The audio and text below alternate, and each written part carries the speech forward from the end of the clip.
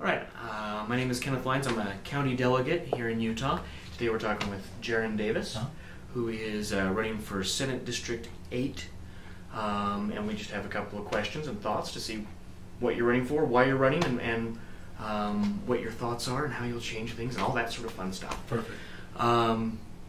So I guess if you could start out with just why you're running and what you see as the golden opportunity for our area.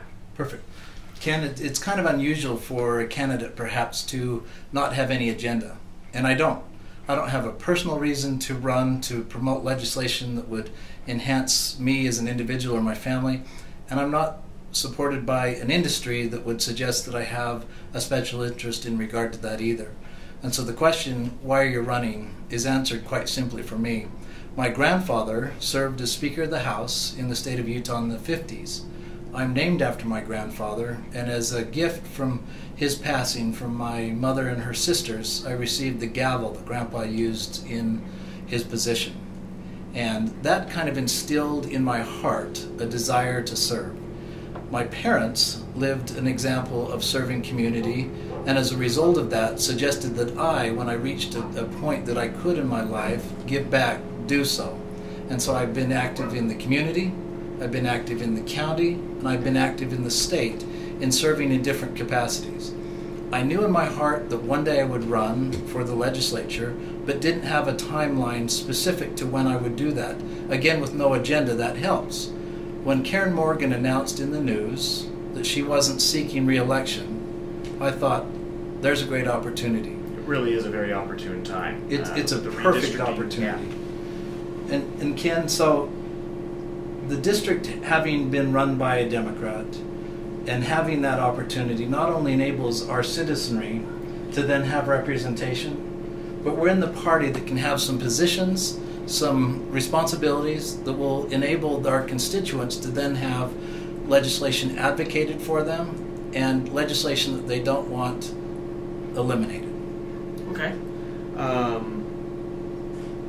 One of the questions that has come up, or one of the issues over this last legislative session, they had the thing about the personal pagers, where they thought it would be okay to have their own the public information private, and the people rallied about it. Another one has been this sex ed bill that was recently kind of sort of vetoed. And that the people once again came out. How do you feel about the people having a voice on issues like this, or if you started to support something and found out that the constituency did not support it later? What are your feelings on those sorts of issues? Ken, that's very important. In those capacities where I volunteered and served, on the county level I was involved as a planning commission chairman, and our meetings were public. Currently, I'm serving as a member of the State Parks Board. Our meetings are public. I'm serving on the Community Development Corporation of Utah. I've served as the Quality Growth Chairman. These capacities that I enjoy are public meetings, and I think it's absolutely critical that the discussions that we have, the opportunity is given to anyone to either participate by being there, because the meetings are noticed, or to have a record of what those meetings are, because we're making decisions that influence their lives as members of the community.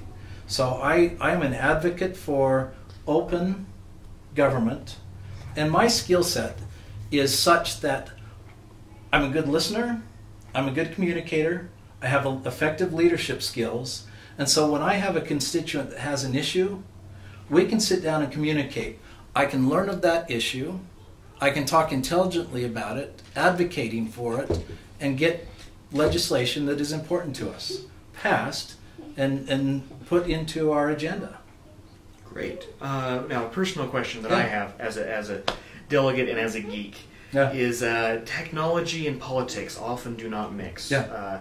We tend to have legislatures who don't understand some of the more technical aspects of current situations and so forth. How do you feel with technology, and how do you see it playing a role in politics going forward? Technology is actually very important because it is what allows greater access to public venues or venues that should be public. And so while I'm not necessarily in the generation of my children that have just grasped onto technology because it's a part of their life, I'm of a generation that is interested in it and learning of it. In fact, my business career involves investing in 2 technology companies. And so my interest extends beyond just the use of those technologies, but the participation in the promotion of continued advancement in technology. What kind of technology, if I can ask? A CRM program, which is extraordinarily valuable. It's a part of the Franklin Covey Group, Plan Plus Online. Okay. I was an angel investor of that company and became very familiar quickly by being involved in that, in how we can resource data and transact through multiple devices. So that is a simple example of something that is very interesting. Okay, now comes the hard one. Yeah. Okay. A little bit of history. Yeah. Which of the bills that passed this last session or that were worked on do you think was the most important? I will admit that I'm not an individual that tracks and follows legislation, and that might sound kind of unusual from somebody who wants to be a legislator, and so I can't speak intelligently to any specifics as it relates to those bills. But I'll tell you what I'm finding in talking to the constituents. Okay. To the delegates. I'm finding that economic growth is important and education is important. I'm finding that our defeat of Obamacare is important. So let me address those. Economic growth. Mm-hmm. I feel that I've lived a life of being a mini chamber of commerce for the state of Utah. I love the state. I love what it offers. I love that the basis of our society is family, and participate actively in promoting the good that we have in this state. As a business person, I understand precisely what it takes to continue the economic growth that we're enjoying, and so I'll be able to advocate for that continuing growth for our children that are growing up so that they can have good, high-paying jobs in our environment should they want to stay in Utah. Education is an important aspect of that as well.